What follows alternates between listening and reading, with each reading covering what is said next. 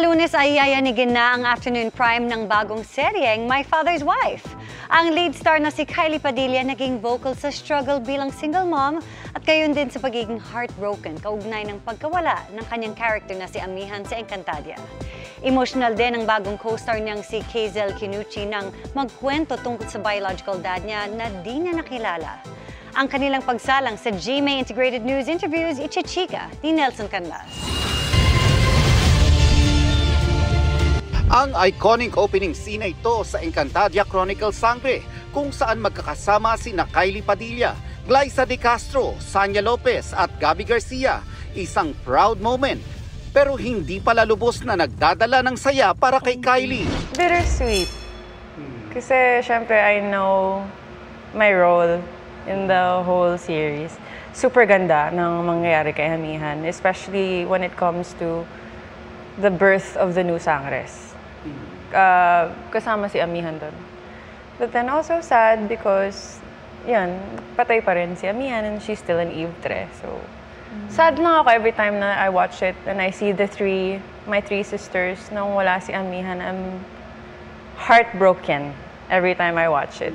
Nagawi ang usapan namin ni Kylie sa kanyang pangihinayang sa pausbong niyang career noon nang gumanap siya bilang Amihan sa Encantadia noong 2016. Pero naputol dahil sa di inaasahang bagay. Sobrang pinaghirapan ko para lang magustuhan yung Amihan ko, yung version ni Amihan. And then, at the height, I got pregnant. So, Unexpected. It was unexpected. And I really didn't know how else to handle it. And siguro nagulat syempre din yung mga creatives, the writers, how to adjust the story. Sobrang malaking, not just regret, it's a huge, feeling ko kailangan ko pang bumawi. Sana, yun yung expectation ko dito. Dream kong mapanood kami ulit na kompleto kami nang hindi patay si Amihan. Sana. Pambawi lang sa mga kapatid ko. Doon. Oo, sa kanila. Oo. It's really painful to see them not complete just because of me. Hindi na kita natanong nun because you were pregnant. Ano naging reaction pala nila nun? Yung tatlong kapatid, yung tatlong Sangre. Actually, we never talked about it. Siyempre, congratulations. Yeah, so, happy for you, ganyan. Pero never namin napag-usapan yung, how they felt after I left. Never. Siyempre ako din, may fear ako. No? Baka may disappointment. Kasama ni Kylie sa GMA Integrated News Interviews, si Kazel Kinuchi, ang co-star niya sa bagong GMA Afternoon Prime series na My Father's Wife. Komplikado daw ang kanilang mga karakter na kinailangan nila to dig deep into their past pains. Yung social status kasi ng character ko is very, talaga siya eh, she grew up with nothing.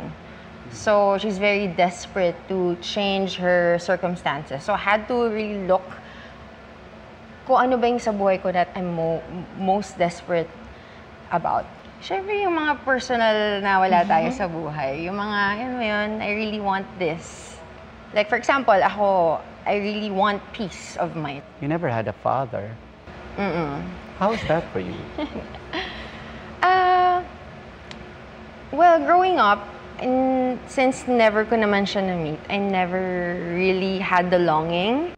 Naging maayos daw ang pagkatao ni Kazel dahil sa kanyang lola Pasita na 100 years old na.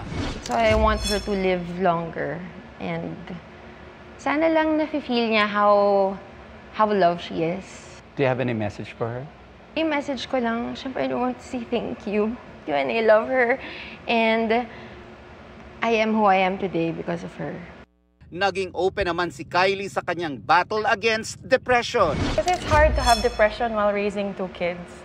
Kasi minsan inaatake ako and nandiyan sila, may kailangan sila. So kailangan ko isang tabi yung nararamdaman ko. And I don't have a partner to help me.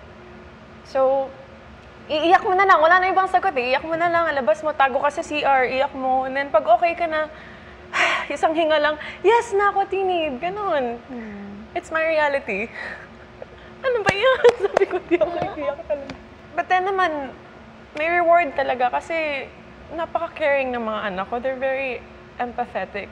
And They know now. They write me letters, ganyan. Ayun nga, niyakap nila ako. Would you like to share kung ano sinusulat nila? Yun nga, this tattoo, yun yung kwento ng tattoo na to. Ito yung nakatulala lang ako sa bed.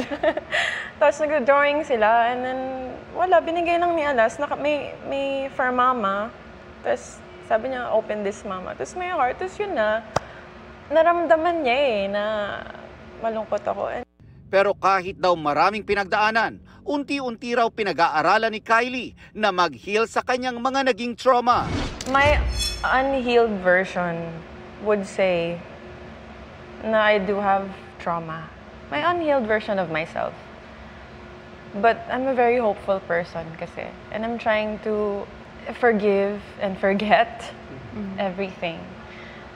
Kasi no one naman wants to grow old alone. Gusto ko palitan yung narrative ko. I'm hopeful to have a healthier, happier marriage and someone who can complete my little family and take care of us and love them as much as I love them. Are you in a relationship I am in a relationship. Okay, fine. Mapapanood ang My Father's Wife mula June 23 dito sa GMA. Nelson Canlas, updated sa Showbiz Happening.